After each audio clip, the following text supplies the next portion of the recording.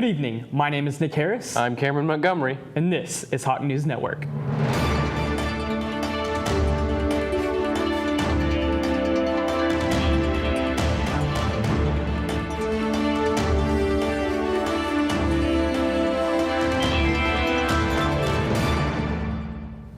The feelings of celebration and unity are high in Rockwall ISD this evening, as our live reporter Dillan Lincoln is out covering an event dedicated to the celebration of diversity.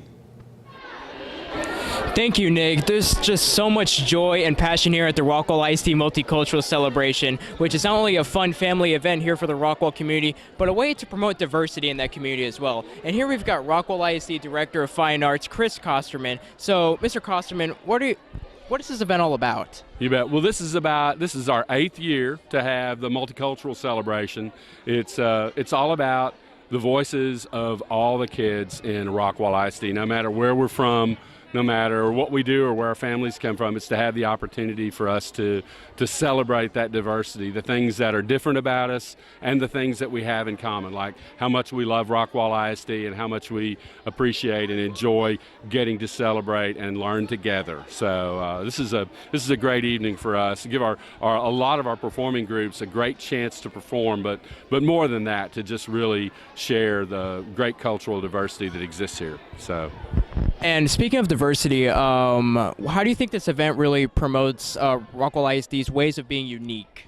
Unique. Well, Rockwall ISD, I came here, I guess it was 22 years ago, and I didn't even have a job with Rockwall ISD at the time, but I chose it because of Rockwall ISD. It was a small town, it was a lot of family involved, and it seemed like a place that really was conducive to learning. It was like that, and now I guess we've like tripled or quadrupled in size since then, but we still have this incredible small town feeling, this family feeling, and we're not all the same.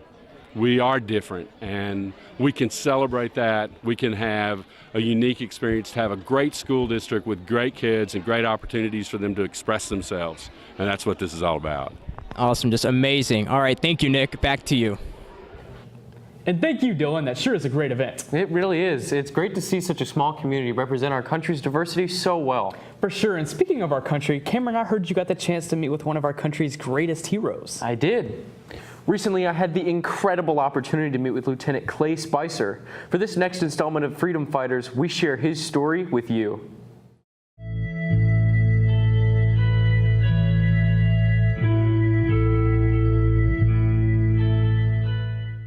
My name is Clay Spicer. I went to West Point in 1996, went to the West Point Prep School.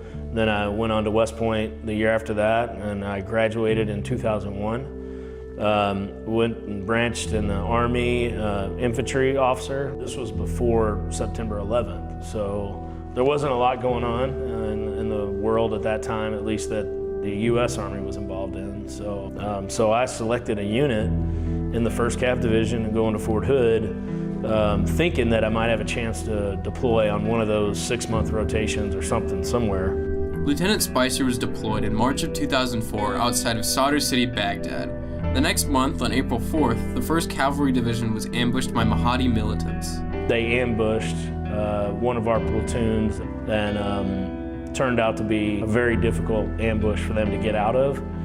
We lost 8 American guys that day. We had over 65 to 70 guys that were wounded. So in a matter of 4 hours, there was a lot of heartache. Nearly 15 years later, his division's valiant efforts earned them a spot on the Hollywood screen in the form of the National Geographic series, The Long Road Home.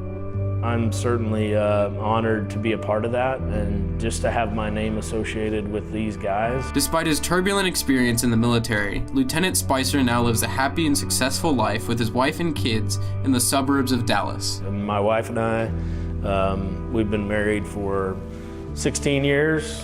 We have 4 kids. Yeah, it's been a good civilian life, I guess you would say, and still remain very close to a lot of friends and family from the military. I feel very blessed. Cameron Montgomery, Hawk News Network. A big thank you to Lieutenant Spicer for both this opportunity and his service.